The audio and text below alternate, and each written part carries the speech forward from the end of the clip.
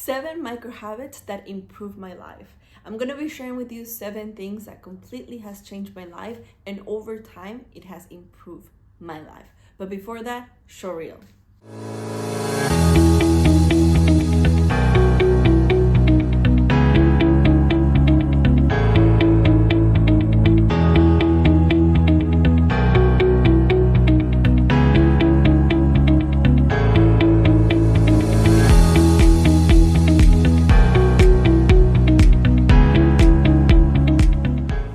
Okay, so number 1, waking up early.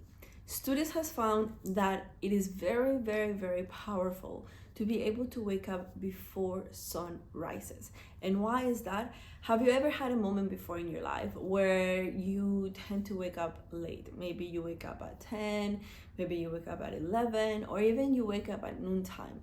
And you feel that number 1, the whole day has passed and you have just a little segment of the day to actually do the things that you need to do. But not only that, have you had like a headache that comes with waking up late, or you feel like you have not rested completely? The reason why is that our bodies is biological aligned to earth energies, to the sun. And what does that mean? It means that we are programmed for us to wake up even before the sun so we can have a better morning. What does that mean? You will wake up more energized, even if you have not slept too many hours, let's say 5 or 6 hours, you will still feel energized. And one of the things that completely has improved my life is waking up before the sun rises. This has allowed me to feel more energized. This has allowed me to finalize and complete things more on time, and at the same time be productive. So number 1, waking up early. Try to wake up before sunrises. So depending wherever you are in the world, it doesn't mean that you have to wake up at 4 or 5 a.m. It doesn't matter what time that everybody's waking up. As long as you wake up before sunrises, you will start seeing the difference, how you will start becoming more energetic, will have more energy, and at the same time, which is very, very, very important, is to be more productive. Number 2, walking. Now, I know some of you might be thinking, okay, Angela, that does not make any difference, but have you ever heard that people actually lose weight walking? I know, this is very shocking when I find out.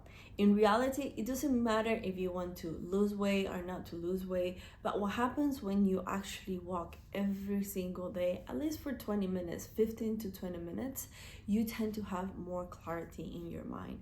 You tend to spend more time in nature, and at the same time, you get your blood circulation moving. And so for the last, I believe, 9 months or so, I have implemented this walking every single day in nature, and this has completely changed my life. It has given me another perspective of life. It has given me more gratitude towards life. And so over time, the first time that you do it, you might see that nothing happens. The second time that you might do it, you might see that nothing happens. But as you continue doing it, after a month or so, or even after a week, you will still realizing that your days are a little bit less stressful, and you will feel a little bit less anxious if you're suffering from these different things. So start walking every day, even if it is 15 minutes a day, 20 minutes a day, that's completely fine, as long as you start walking and putting this little micro habit in your life, whether it be after you get back to work, when you come back home, or before you go to work. That is also very, very productive. Number 3, and I know this one you might be thinking, Angela, why is even this a micro habit? And that is cooking. I know some of you might be watching this video and you say, Angela, yeah, right, I cannot even cook rice or water because it just burns out. You see, when you start cooking, you start being more creative. And as you start being more creative, there will be more creativity in your mind to be able to solve problems. So by you challenging yourself to actually start cooking, number 1, it helps you to be a little bit more healthy. Number 2, it helps you save some money, if for those of you who are in a budget for the month. And number 3, it helps you create new experiments. Of course, you can go ahead and try different recipes from online, but go to the kitchen and say, let me experiment. And at the beginning, it might be the case that actually you're not that successful, but at the same time, it will start giving you the experience to start dealing with challenges. And this will reflect in your day-to-day life. How can you start dealing with more problems and solving them in a more creative way? This is actually one of the favorite things that I like. I actually enjoy cooking, but if you were to see me cooking now, it doesn't mean that I was just born with it and I know how to cook. In fact, I started cooking when I was 12 years old, and actually nobody taught me because I didn't used to live with my mom, so there was nobody for them to tell me, okay, you need to do this, you need to do that. I actually kind of learned on my own, and it was one of the best experience that I had because I was able to start being more creative and find solutions to their problems. So this little tiny micro habit, it might be seen that it's a huge task, but in reality it's not. As long as you start doing it consistently, maybe 2, 3, even 3 times a week, then you start creating this neurological change in your brain that will allow you to improve in your problem solving skills. So this actually completely improved my life. Number 4, breath work. Now I know some of you might be saying, well, that's obvious, but actually consciously breath work. What does that mean? When was the last time that you actually sat there and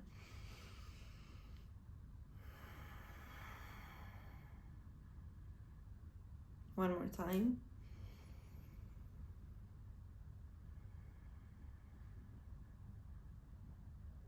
And just do it one more time with me.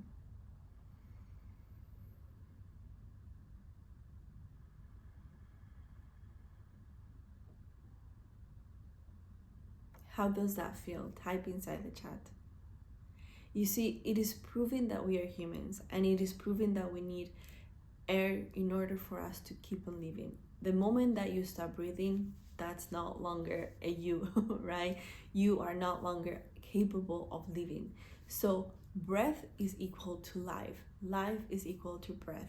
And a lot of the times when you tend to suffer from blood pressure, or you tend to suffer from headaches, or even anxiety attacks, right, is due because we don't have the capacity to take deep inhales and exhales.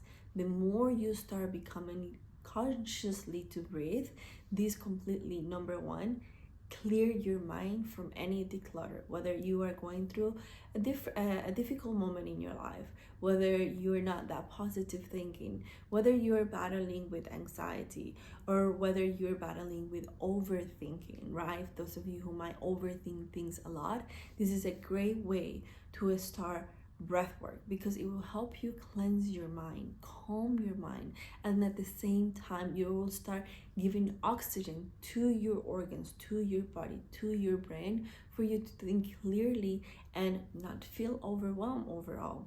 And this is something that I started doing it about 4 years time. I started doing yoga as well, and it allowed me to understand the importance of taking breath work and doing breath on a daily basis. Of course, you breathe in every single day, but what I would like for you to start incorporating is every 2 to 3 hours, put a timer on your phone and say breath for 5 minutes, 3 to 5 minutes to start with. And you will sit there somewhere quiet. Even if you are working, go to the toilet or go outside in nature, or even in your desk, that doesn't matter. Go in there, sit there, and take deep inhales and exhales for 3 to 5 minutes. You will realize how you will feel more relaxed, more happy, more joyful, and all of these negative feelings that you might have, they will slowly but surely will start going away. Number 5. So this is something that I found extremely important. Time blocking. What does that mean? You block your day in sections. You say, okay, from this time to this time, I'm going to be working on my personal stuff. From this one to this one, I'm gonna be working on my health. From this one to this one, I'm gonna be cooking, and so forth. It is very important for us to be productive, to be able to block your time. A lot of the times, if you might be struggling with productivity, or maybe you get to not be so focused, this completely will help you. So I will recommend for you to use maybe Google Calendar is a very good tool. It's completely for free, and what you can do, you can create your calendar, and actually there's different little tabs that you have, different calendars that you can put. You can put calendar from work, or calendar from your personal life, or even calendar for any extra activities that you might do. And what you can do is, in your Google Calendar, you can start blocking your time and say from 9 a.m. to 12 a.m. I'm gonna be putting a new skill, and then you will block the time, and then you know that it is organized and is set for you to start studying, for example. Then from 12 to 1 you will have some break, you will have lunch if needed, and then from 2 to 6 p.m. you will do all your office work, for example. This will allow your mind to, number one, have clarity in what is it that you need to do. Number two, it will give your mind some sort of understanding and logic, and most importantly, a command to know that this is what I need to do at this specific time. If you really think about it, when we were kids, we were told by our parents what we needed to do, and we needed to follow, whether we like it or not, right? And what does this do? It is the same thing. You are now telling your mind, this is the time block for me for a specific task. Your mind will understand. We have to understand that we are in charge of our mind, not our mind in charge of us. And the biggest problem that I see, especially coming out of college, is that once you come out of college or you come out of school, there is nobody really telling you what you need to do. And if so, you don't have these systems in place or these micro habits in place, guess what? You will feel like you're stuck in life, or you will feel that you have no direction in life. And this is why it's so important to block your time, and for me personally has completely improved my life. Number 6. This is one of the things that it was very difficult for me to start doing, and till today I have not completely mastered it, but little by little I have to understand and start learning how to do this, and that is to speak what I feel. A lot of the times, if you see, many people might have suffered from different disease, or might have anxiety attacks, or maybe they have bad relationship. That is the cause of not effective communication. And a lot of the times that not effective communication is because we're not able to verbalize what we actually feel. If you think about it, when we were kids, every time we used to cry, people would, our moms or our parents or whoever was taking care of us, will say, don't cry, stop crying, or things like that. We start being pre-programmed about, if you cry or you start saying something, somebody will shut you down.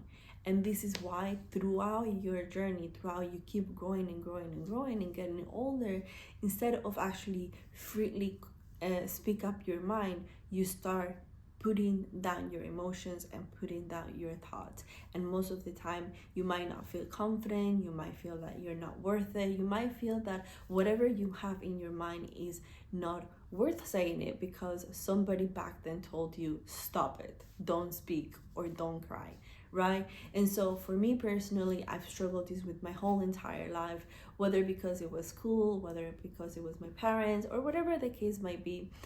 The problem was that I was not able to verbalize, right? And so what was the thing that I started doing is, number one, I started doing some journaling on my own, understanding what is it that I was feeling, what is it that I was actually identifying the emotion, right? After I have done my journaling, if there was something that I needed to speak up, very, very, very little by little, I start verbalizing that with my parents, with my friends, with the people around me, and nonetheless in my relationships.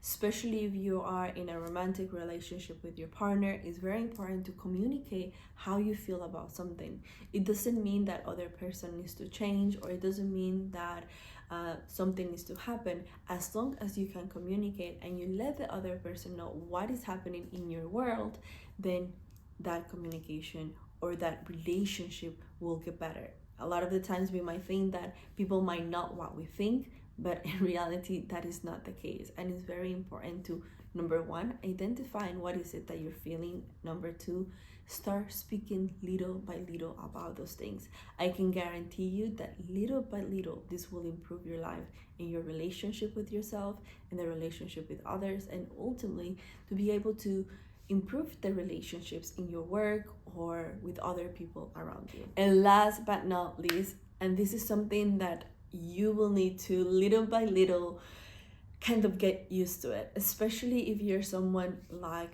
me. I used to take things completely personally. The moment that somebody will say something to me, or I was in the office, they didn't say hi to me, I thought that something was happening. There was a problem with me, I did something wrong, and actually that took away the peace of my mind.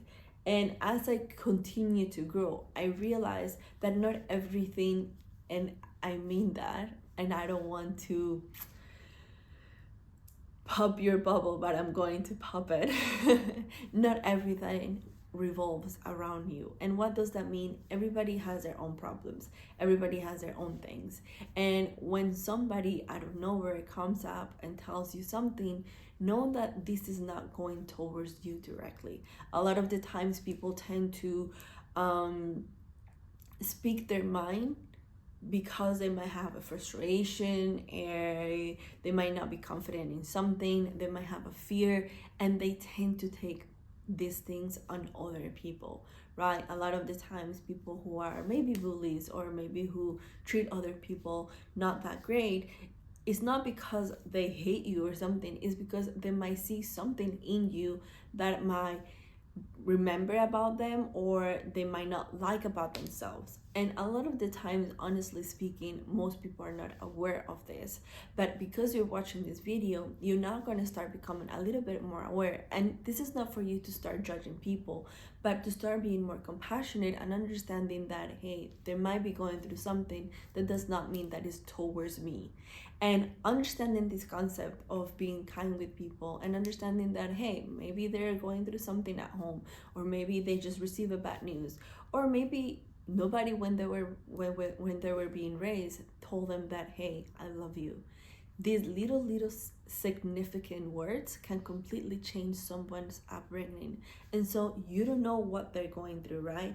So my advice is that every time you feel that somebody is telling you something, just say, okay, maybe that person is going through something, maybe that person is just mad today, or maybe that is none of my business. And in this way, you completely stop taking things personally and you start living more of a healthy and happier life, and not to worry about what other people will tell you or to take things personally, because at the end of the day, what you truly need to worry about is yourself and how do you improve in your life. So guys, if you have enjoyed this video, if you have found some sort of value, or if you have fun just watching this video, make sure to comment below and also let me know where you guys are tuning from. It's always very nice to see where is everybody tuning in from. And last but not least, remember that this year I am dedicated to make weekly videos to help you and remind you that you are way more powerful, and to help you shine your light. So guys, I'll see you on the next video.